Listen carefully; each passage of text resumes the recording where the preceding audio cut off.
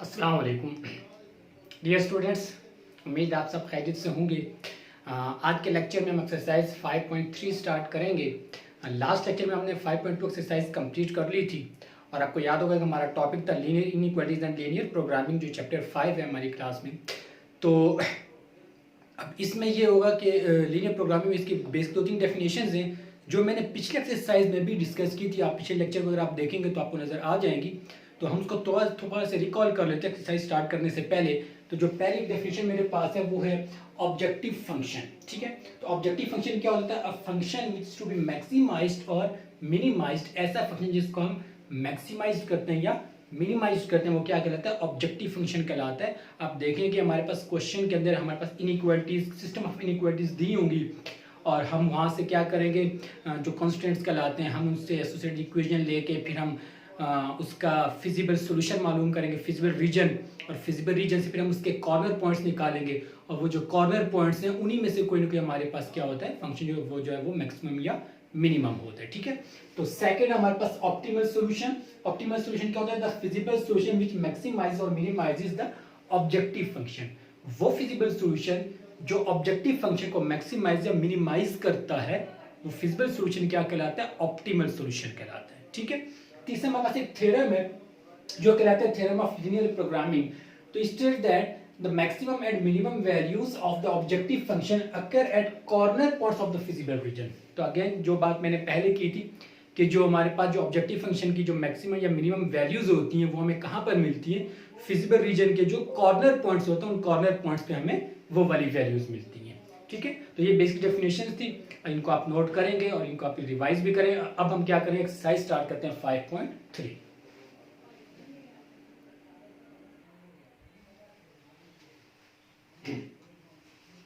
Okay, तो exercise 5.3 का question number 1 है हमारे पास, maximise f x Y is equal to x plus 5y। तो ये ऑब्जेक्टिव फंक्शन दिया हुआ है। ठीक है, इसको ऑब्जेक्टिव फंक्शन बोलेंगे। ऑब्जेक्टिव फंक्शन इज क्या दिया हुआ है? F of X Y is equal to 2x plus 5y। इसको मैं नाम दे देता हूं 1 का। ठीक है, उसके बाद कॉन्स्टेंट्स गिवन है मेरे पास 2y minus X less than और इक्वल टू 8। इसको मैं नाम देता हूं 2 का। And x minus Y less than और इक्वल टू 4 3। उसके बाद x ग्रेटर देन और equal to 0, y greater than equal to 0। इसको नाम देने की जरूरत नहीं है, मुझे इससे एसोसिएटेड इक्वेशन नहीं चाहिए। हमें वैसे ही मालूम है कि x इक्वल टू 0 का मतलब क्या हो जाएगा? y एक्सिस जो, ठीक है, जो हमारे पास वर्टिकल लाइन होती है वो उसकी इक्वेशन क्या होता है? x इक्वल टू 0 और ग्रेटर है तो इसका मतलब क्या? राइट है। तो राइट हाफ प्लेन मेरे पास कहलाएगा x ग्रेटर इक्वल टू 0 और y ग्रेटर इक्वल टू क्या हो जाएगा? Upper half plane. ठीक है, मेरे पास जैसे हमारे पास एक्सिस होते हैं ना, ठीक है, तो ये वाला पोर्शन जो है हमारे पास, ये सारा मेरे पास x greater equal to 0 right half plane, और ये होगा y ग्रेटर इक्वल टू 0 यानी कि अपर हाफ प्लेन हो जाएगा। तो इसलिए मुझे उसको उससे एसोसिएटेड इक्वेशन की जरूरत नहीं है, तो उसको मैं फिलहाल वैसे ही छोड़ देता हूँ। ये जो दो इनइक्वालिटीज हैं कॉन्स्टेंट्स, इनके हम क्या करेंगे? इनकी मैं एसोसिएटेड इक्वेशन लिखूंगा। एसोसिएटेड इक्वेशंस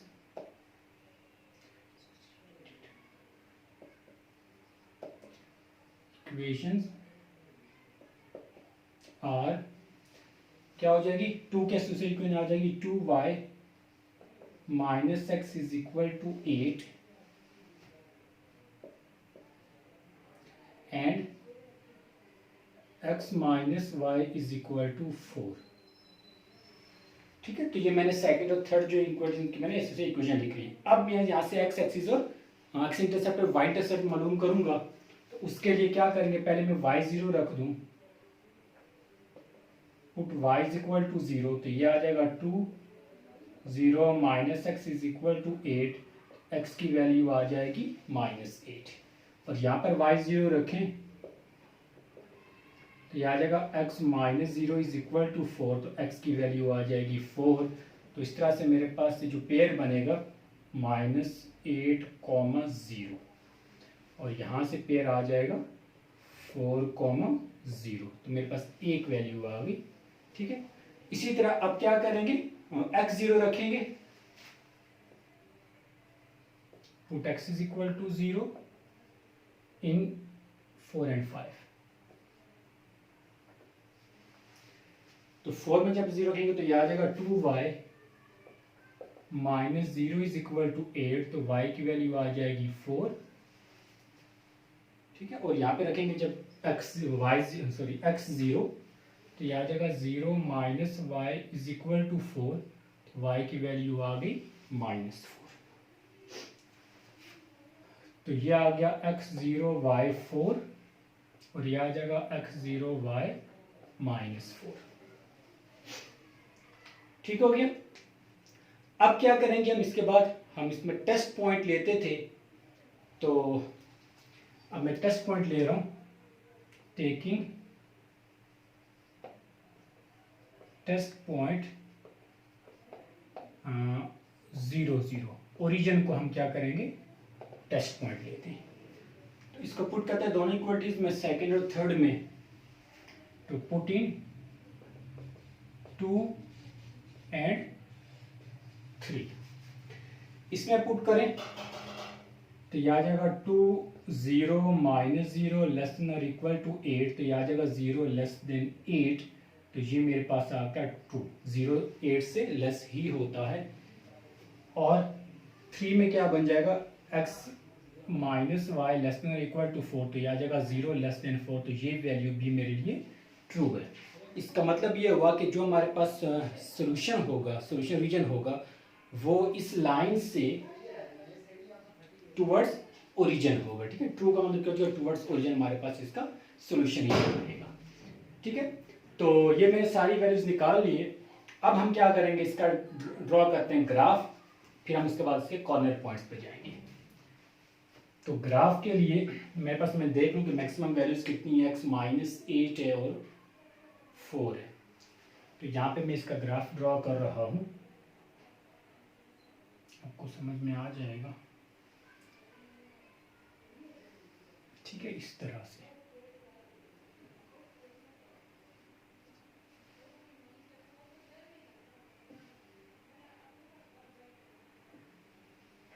ठीक है, तो ये x एक्सिस है हमारे पास, ये y एक्सिस है, ये ओरिजिन है। तो देखते हैं जरा वैल्यूज। -8x की वैल्यू, तो मैं यहाँ से -8 तक कहूँगा, तो 1 2 3 4 5 6 7 8, -8 तक की वैल्यूज। यहाँ पे आ जाएगा 1 2 3 4 5 6 7 8। तो यहाँ से 1 2 3 4 5 6 7 8, और यहाँ पर भी -1 -2 -3 -4 और -8 आ जाएगा। ठीक है, पॉइंट्स पुट करते हैं सर। पहला पॉइंट मेरे पास x -8 y0, x -8 ये वाला पॉइंट है और y0, तो x -8 और y0 मेरे पास ये पॉइंट आ जाएगा, x -8 और y0। इसी का इक्वेशन 4 की बात हुई है। दूसरा पॉइंट क्या था, x0 y4, x0 और y4, तो y एक्सिस पे 1 2 3 4, तो ये पॉइंट आ गया 0 and 4। इन दोनों को ज्वाइन करें,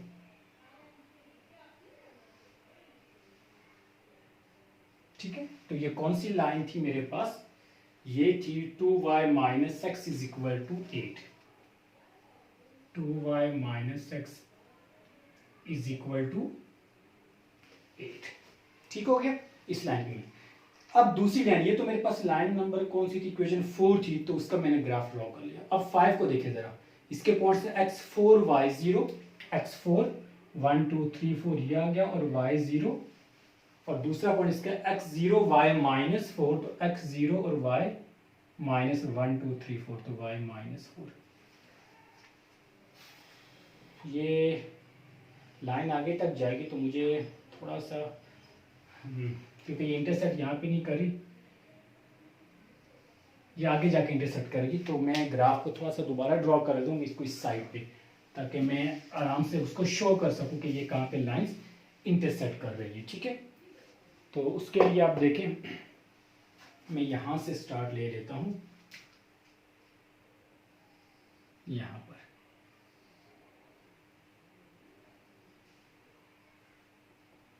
ठीक है, ये x y, तो 1 2 3 4 5 6 7 8 -1 -2 -3 -4 -5 -6 -7 -8 1 2 3 4 5 6 और -1 -2 -3 -4 -5 एंड -6। ठीक है, तो पॉइंट्स क्या थे मेरे पास, -8 0 एक ये वाला पॉइंट था और 0 4 ये वाला पॉइंट था।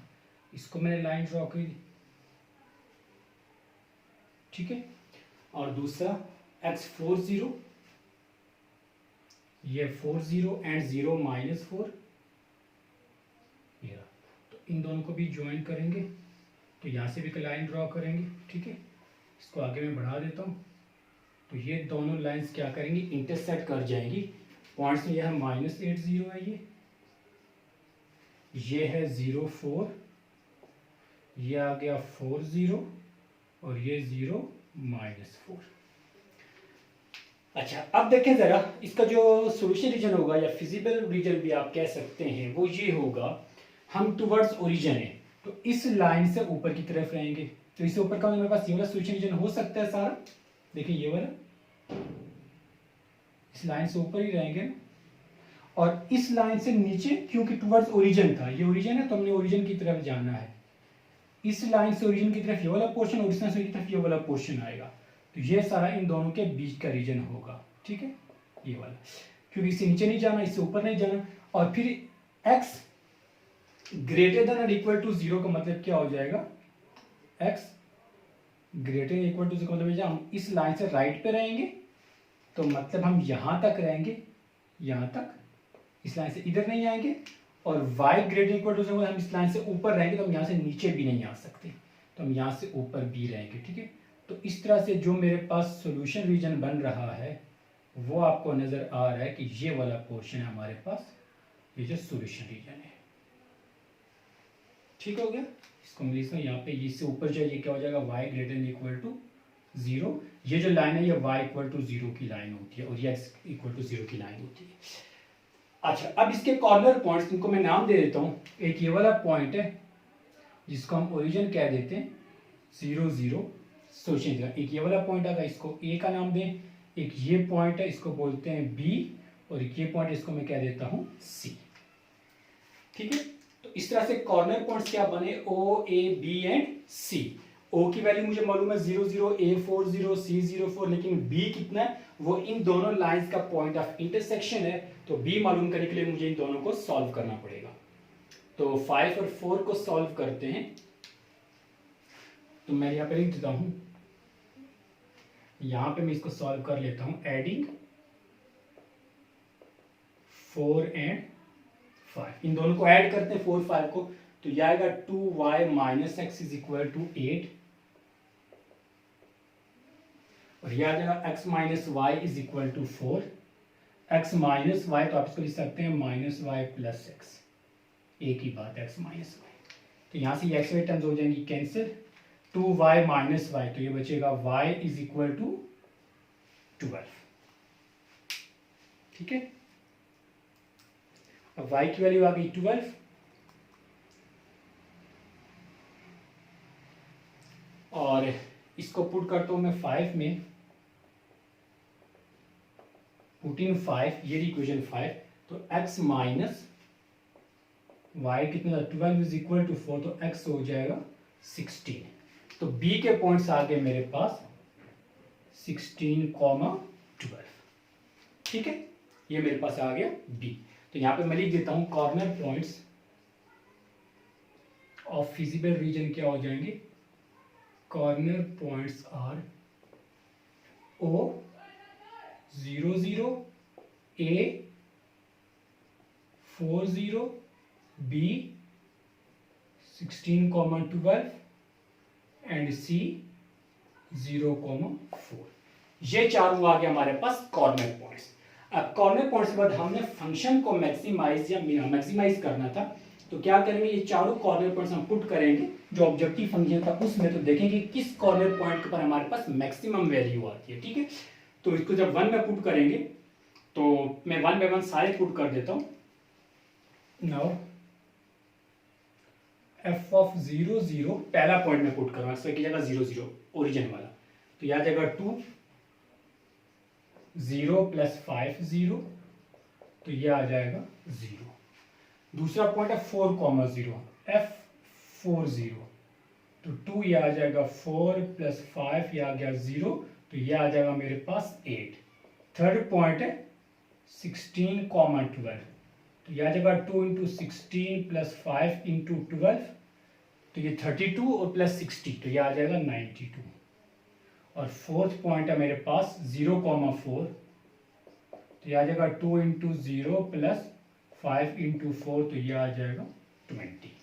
इसका मतलब ये हुआ कि जो हमारे पास फंक्शन मैक्सिमम होगा वो किस पॉइंट पर होगा, किस कॉर्नर पॉइंट पर, बी पर। ठीक है, वैसे भी आप ग्राफ में भी देखें तो आपको ये सबसे मैक्सिमम वैल्यू ही नजर आ रही है।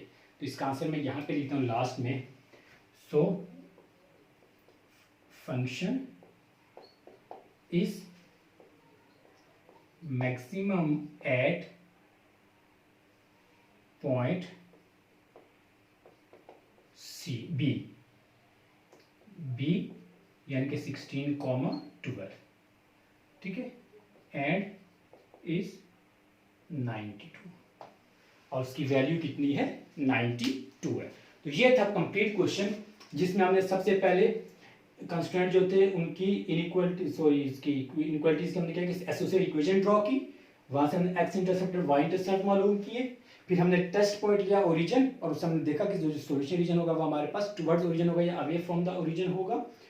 उसके देखते फिर हमने इसका ग्राफ ड्रॉ किया, और ग्राफ के जरिए, ग्राफ की मदद से हमें कॉर्नर पॉइंट्स मिले, और कॉर्नर पॉइंट्स हमने जब यहाँ पर पुट किए तो हमारे पास फंक्शन मैक्सिमम आ गया पॉइंट बी के ऊपर जिसकी वैल्यू थी 92। ठीक है, इसको नोट कर लिया।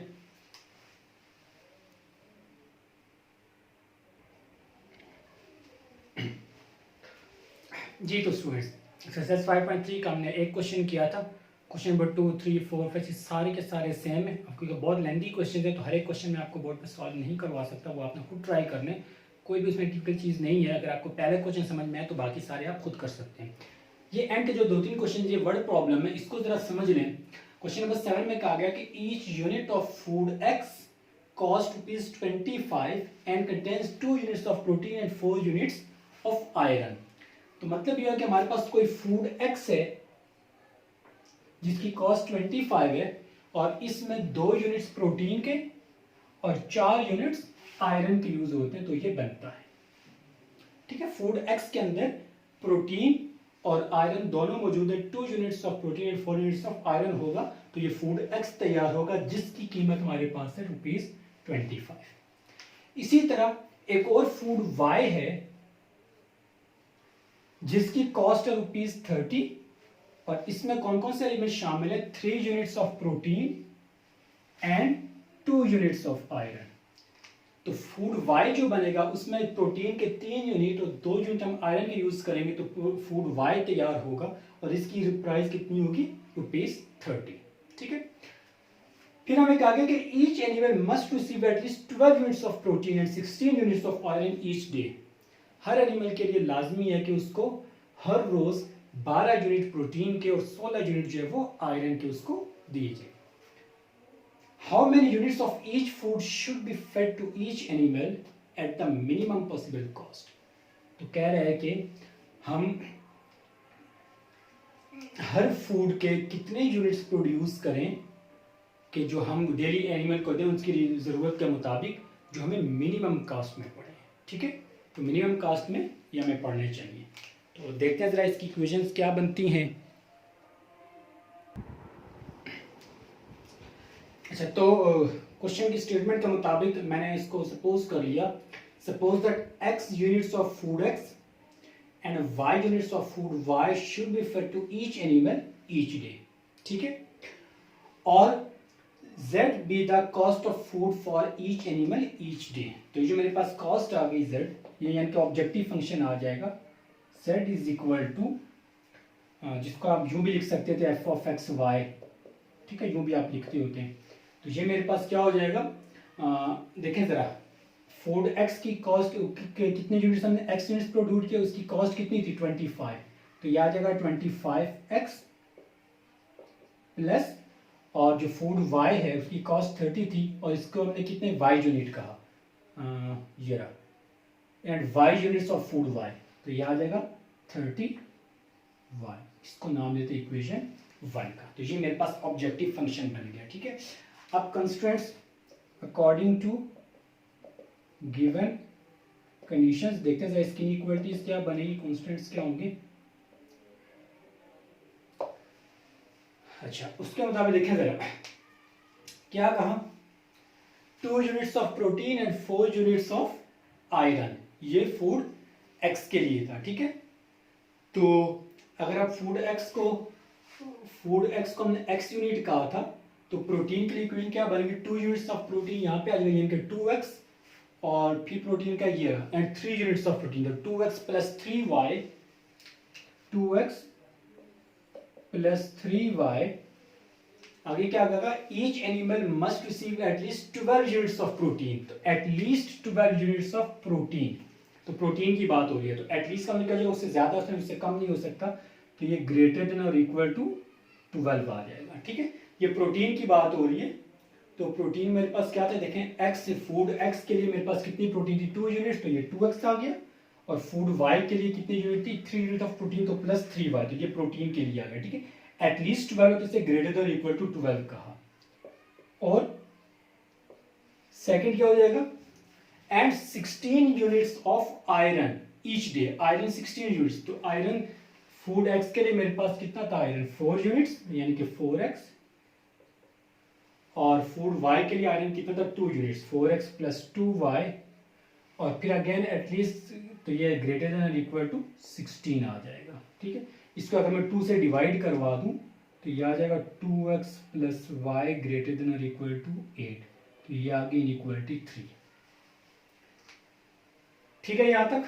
इसके बाद ये आ जाएगा, और further more x greater equal to 0 and y greater than equal to 0, ठीक है, क्योंकि जब हम फिजिकल रीजन की बात करते हैं तो जो कॉर्नर पोर्स दिखाते हैं उसको हम रिस्ट्रिक्ट कर देते हैं फर्स्ट क्वाड्रेंट के अंदर, तो वो क्या हो जाएगा, x ग्रेटर इक्वल टू 0 और y ग्रेटर इक्वल टू 0, तो ये हम फर्स्ट क्वाड्रेंट में रिस्ट्रिक्ट हो जाएंगे, ठीक है यहाँ तक। तो ये देखिए मेरे पास इक्वेशन वैसे की वैसी इनइक्वालिटीज भी आ गई, सारा कुछ। अब एसोसिएटेड इक्वेशन इसकी क्या हो जाएंगी, एसोसिएटेड इक्वेशंस आर, इसके एसोसिएटेड को आ जाएगी 2x plus 3y is equal to 12, इसको मैं 4 का नाम देता हूँ, और यह आ जाएगा 2x plus Y is equal to 8, इसको 5 का नाम देते हैं। अब x put x is equal to 0, दोनों जगह पुट करें तो यह आ जाएगा 2 into 0 plus 3y is equal to 12, तो y आ जाएगा हमारे पास 4, यहाँ पर भी put x is equal to 0, तो 2 into 0 plus Y is equal to 8, तो y आ जाएगा 8, तो यहाँ से मेरे पास जो पेयर बनेगा वो हो जाएगा 0,4, और ये आ जाएगा 0,8। अब y is equal to 0, put y is equal to 0, तो यह आ जाएगा 2x की जगह 2x प्लस 3y 0 हो गया इज इक्वल टू 12, तो 2 1 जाके डिवाइड x हो जाएगा मेरे पास 6, तो पॉइंट बनेगा 6,0, और यहाँ पर जब y को 0 रखेंगे तो यह आ जाएगा 2x plus 0 is equal to 8, तो x की वैल्यू आ जाएगी 4, और यह आ जाएगा 4,0, तो मैंने दोनों लाइन्स के x इंटरसेप्ट और y इंटरसेप्ट मालूम कर लिया, ठीक है। यहाँ तक इसको आप नोट करें, फिर मैं इसको मिटा कर तो इसको आगे कंटिन्यू करता हूँ।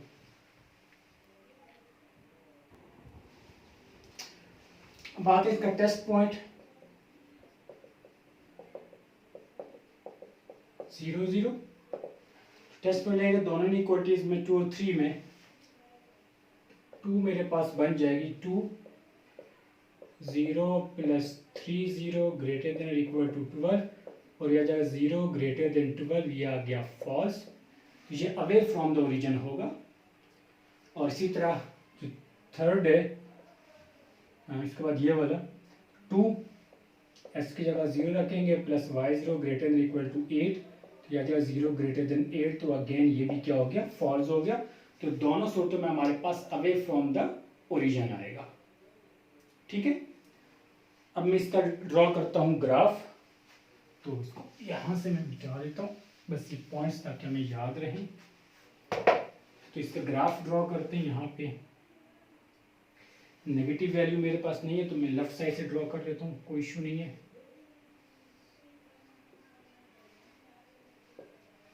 ठीक है, ये ओरिजिन आ गया हमारे पास। पॉइंट्स देखें जरा, x0 y4 और x6 y0। तो x की वैल्यू मेरे पास कितनी आ जाए, 0 है, तो ये 1 2 3 4 5 6 7 8, और ये 1 2 3 4 5 6 7 8। x0 y4, x0 और y4 ये पॉइंट है 1 2 3 4, x0 y4। x6 y0 1 2 3 4 5 6, x6 और y0 ये पॉइंट आ गया। इन दोनों को ज्वाइन करें। ठीक है, तो ये मेरे पास कौन सी लाइन आ गई, ये थी 2x plus 3y is equal to 12। Second है, उसके पॉइंट से 0 8 x0 y8, ये पॉइंट आ गया 0 8, और x4 y0, x4 ये रहा 1 2 3 4, और y0 ये x4 और y0 ये पॉइंट, इन दोनों को भी ज्वाइन करें।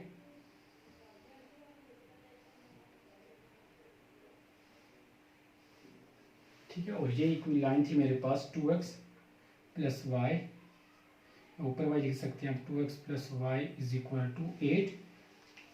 ठीक हो गया। अच्छा, अब देखें इसका फिजिबल रीजन कौन सा होगा। मेरे पास दोनों सूरतों में दोनों फॉल्स थी वैल्यूज, तो अवे फ्रॉम द ओरिजिन, तो इस लाइन से ओरिजिन की तरफ, बल्कि इसकी ये वाली साइड होगी, और इस लाइन से भी ओरिजिन वाली दूसरी वो वाली साइड होगी। तो इसका जो फिजिबल रीजन होगा वो ये रीजन होगा हमारे पास। ठीक है, ये इसका फिजिबल रीजन होगा, जो इसका सोल्यूशन रीजन भी आप इसको कह सकते हैं।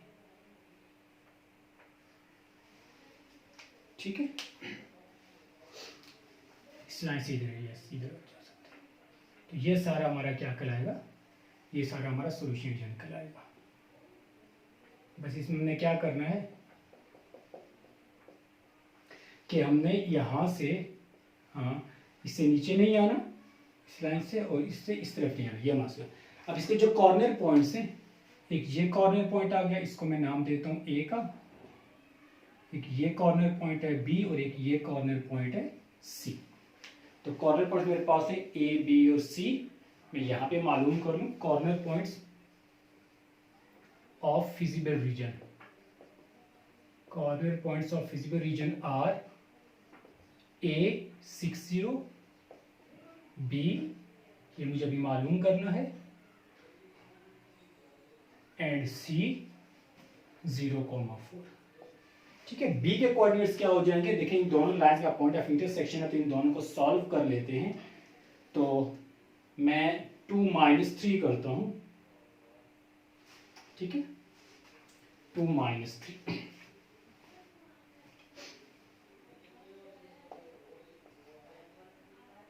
2 - 3, तो याद है 2x plus 3y is equal to 12, 2x plus y is equal to 8। जब माइनस करेंगे तो साइन चेंज हो जाएंगे, ये कैंसिल, तो ये अगर 2y इज इक्वल टू 4, तो y इज इक्वल टू 2। ठीक है, y2 आ गया, बल्कि सॉरी 2 नहीं, इसको 2 3, ये तो इनइक्वलिटी है, 4 और 5, यस 4 - 5 करें, वो मैंने यहाँ से मिटा दिया, तो इसलिए मैं इसको देख नहीं पाया, 4 - 5। ठीक है, और इस 2 को जब यहाँ पे पुट करें तो ये आ जाएगा 2x प्लस वाई की जगह कितना आ जाएगा 2 is equal to 8, 2x is equal to 8 - 2 6, तो x इज इक्वल टू 3 आ जाएगा। तो ये पॉइंट मेरे पास बन गया 3 एंड 2, ये आ गया 3,2, तीसरा कॉर्नर पॉइंट्स। ठीक है, पॉइंट्स आ गए। अब हमने क्या करना है, जो इसका लास्ट स्टेप है वो ये है कि हमने देखना कि मिनिमम वैल्यू किधर होगी। तो मिनिमम की बात हो रही है, तो मिनिमम वैल्यू के लिए अब मैं ये तीनों कॉर्नर पॉइंट्स इसमें पुट करता हूँ। लास्ट स्टेप जो होगा इसका, नाउ z यानी कि f ऑफ एक्स वाई कितना था, एक्स वाई की जब मैं पहले पुट करूँ 60, तो ये आ जाएगा 25 इंटू 6 प्लस 30 इंटू 0, तो ये आ जाएगा 150। ठीक है, सेकंड 3,2, 25 इंटू 3, 30 इंटू 2, तो यह आ जाएगा 75 प्लस 60, 135। और थर्ड वैल्यू है मेरे पास 0,4, तो 25 इंटू 0 प्लस 30 इंटू 4, तो ये आ जाएगा 120। तो देखिए जो मिनिमम कॉस्ट आ रही है वो किस फंक्शन पे, ऑब्जेक्टिव फंक्शन पे देखें तो वो है 120 यानी कि सी के ऊपर। ठीक है, सी के ऊपर हमारे पास जो वैल्यू की फंक्शन की जो वैल्यू है वो आ रही है मिनिमम। तो हमने मिनिमम वैल्यू ही मालूम करनी थी, बल्कि सॉरी ये सॉरी पॉइंट सी ये नहीं है, ये वाले, तो मैंने फिर से एक और पॉइंट मिस रीड किया 4 years। तो ये जब आप 8 करेंगे तो ये 240 आ जाएगा। यस, कॉर्नर पॉइंट्स है ना मेरे पास, ये ए बी और सी, ये कॉर्नर पर इस फिजिबिलिटी के कॉर्नर पॉइंट्स होंगे, ये तो साइड पे हो गया। ठीक है, यस, तो अब ठीक है। तो हमारे पास देखिए किस पॉइंट के ऊपर जो मिनिमम वैल्यू है वो कहाँ पर आ रही है फंक्शन की, वो आ रही है 135 यानी कि पॉइंट बी के ऊपर। तो आप लिख सकते हैं इसका आंसर कि z is minimum at B, point B यानी कि 3,2 एंड इट इज 135। ठीक है, तो ये मेरे पास इस पॉइंट के ऊपर जो हमारे पास आ जाएगा मिनिमम वैल्यू आ जाएगी।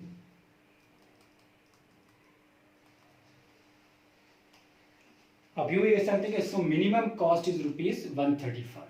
ठीक है, इसको आप एक लाइन यूँ भी ऐड कर सकते हैं, देयरफॉर मिनिमम कॉस्ट कितनी हो जाएगी 135। इस कॉस्ट के अगर हम बनाएंगे तो हम मैक्सिमम वो वाली सारी प्रोटीन और आयरन वो जो उसको हम प्रोड्यूस कर सकते हैं जो हमें रिक्वायर्ड है।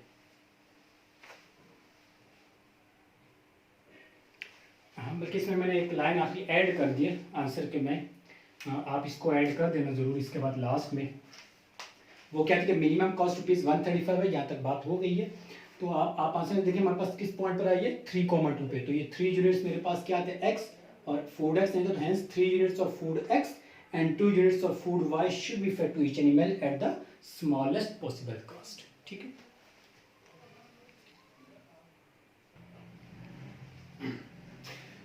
क्वेश्चन नंबर 8 है, बुक आपके पास होगी, आप उसको रीड कीजिएगा। मैं इसको बुक से एक्सप्लेन कर देता हूँ थोड़ा सा, इसको आपने खुद कंप्लीट करना है।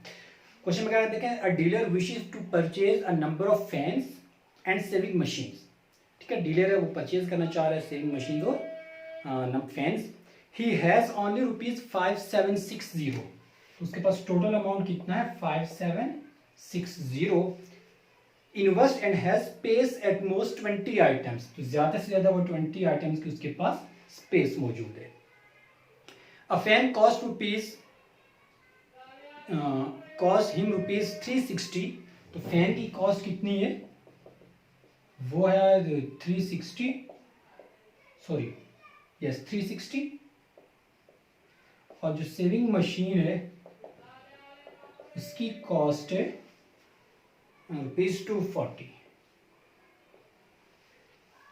His expectation is that he can sell a fan at a profit of ₹22 and a sewing machine at a profit of ₹18, assuming that he can sell all the items that he can buy. How should he invest his money in order to maximize his profit.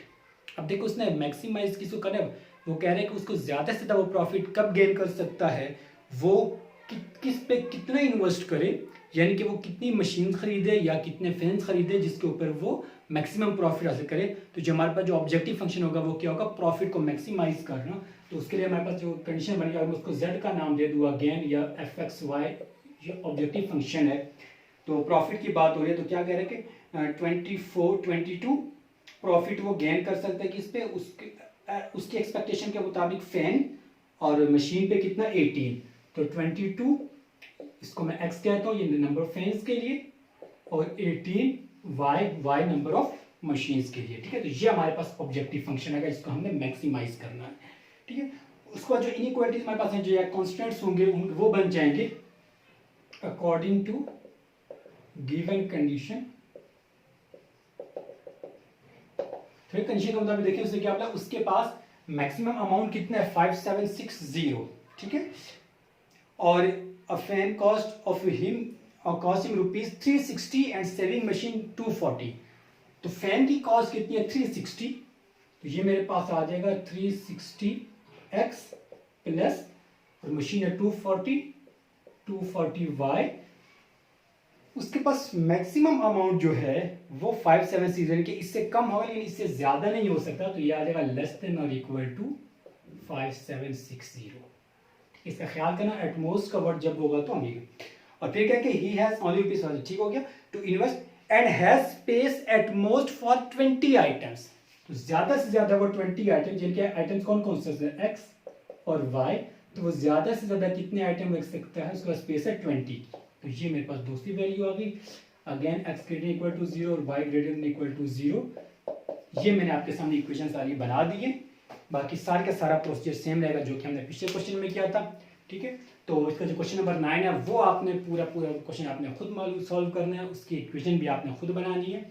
तो इसके साथ ही हमारा ये वाला chapter हो गया complete. इंशाल्लाह अगले लेक्चर में हम कोई नया चैप्टर स्टार्ट करेंगे जो कि चैप्टर 7 हो सकता है। तो उससे पहले आप चैप्टर 5 की अच्छी तरह प्रैक्टिस करें, उसके तमाम क्वेश्चन को आप सॉल्व करने की कोशिश करें। अल्लाह हाफिज़।